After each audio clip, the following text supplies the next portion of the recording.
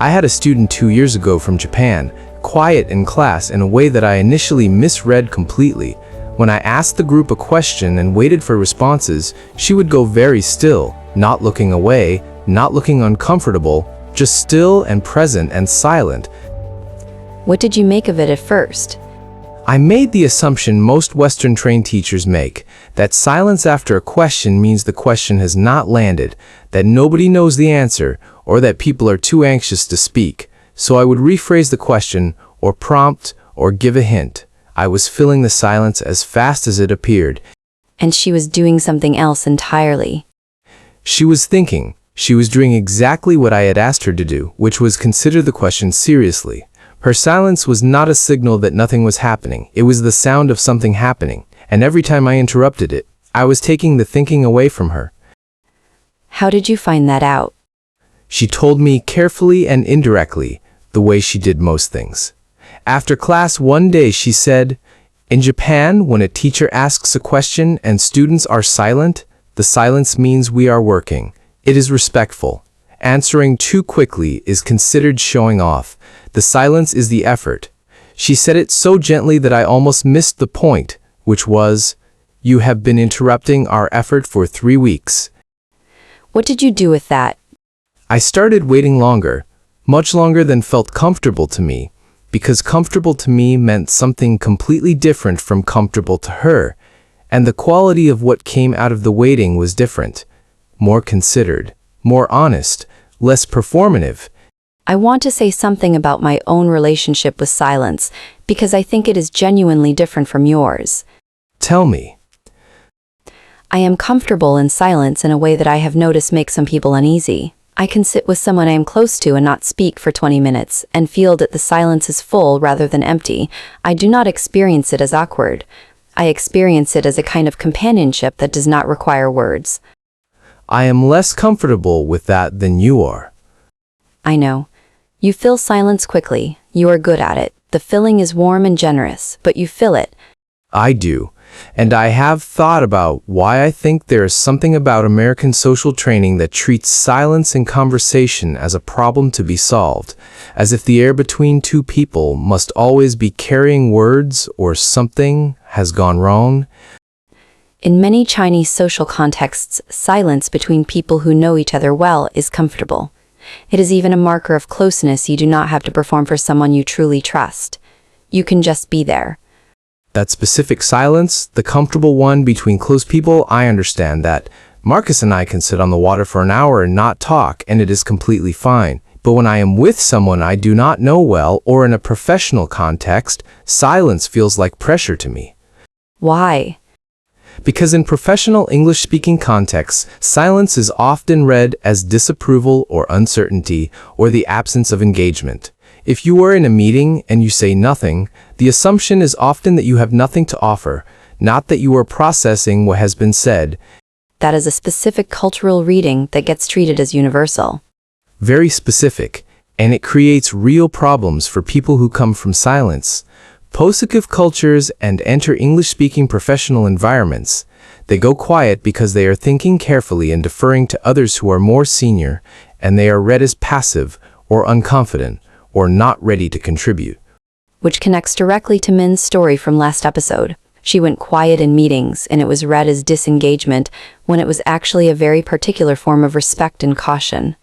Her silence was communicating something.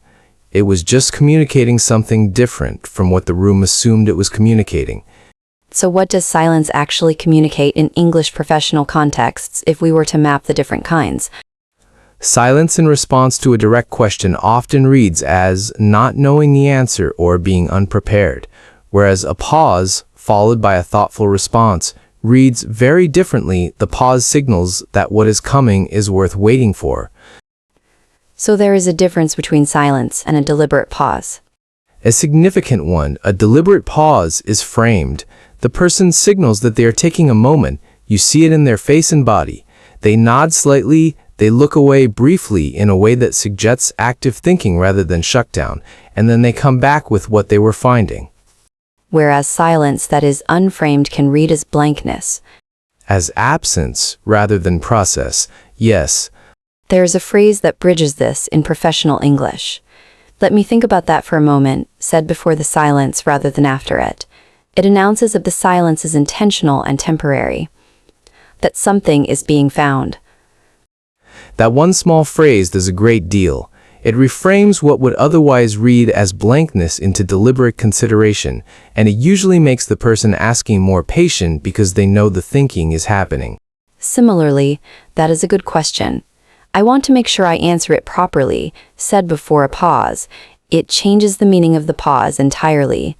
Both of those are ways of making the silence legible, of translating a process that might otherwise be invisible into something the room can follow.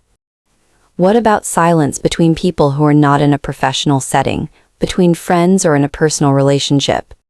There, the silence carries much more specific weight depending on what came before it. A silence after an argument is completely different from a silence after a confession. A silence that follows "I love you" is different from a silence that follows "I am not sure I can do this anymore." The surrounding context loads the silence. Completely. The words before and after the silence are almost like quotation marks around it. They tell you what kind of silence it is. But sometimes the silence arrives without enough context for either person to know what it means, and that is where things get difficult. Now, there is another kind of silence that is harder to navigate than any of these. The silence that is not a pause and not a comfortable rest between words. The silence that is an answer when someone goes quiet, not because they are thinking, but because they have something to say and they are not saying it. That silence is different in quality, if you are paying attention. How does it feel different? There is a weight to it, a tension. It is not the open quiet of someone who is processing. It is the compressed quiet of someone who is holding something back, something that wants to come out but has been decided against. How do you address that in English conversation?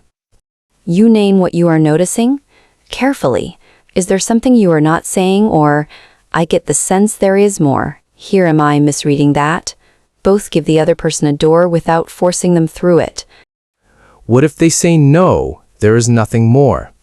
Sometimes you have to accept that you cannot extract what someone is not ready to offer, but even if they do not walk through the door in that moment, naming that you notice the silence matters because they know you are paying attention, and then knowledge can create safety later. The next time the silence comes, it is slightly easier to open. There is also the silence that functions as punishment, the deliberate withdrawal of speech as a way of communicating displeasure. The silent treatment. That one is recognizable because it has a quality of performance. The other person is very visibly not speaking. The silence is being displayed rather than simply existing. And in English, there is specific language for confronting it. I notice you have gone quiet and I am not sure what that means. Can we talk about it? That sentence does not accuse it, names the observation, and opens a question. The trap with that kind of silence is that asking about it can feel like a reward for the behavior, like you are giving the silence the attention it was designed to produce. Which is true. There is no perfect answer, but I think naming it is usually better than pretending not to notice, because pretending you do not notice a silence that is clearly being performed means both of you are now performing. You are performing unawareness, and they are performing absence. And the actual conversation recedes further.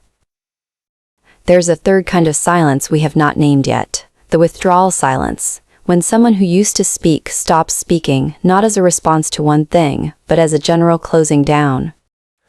We have been living alongside that silence for a few episodes.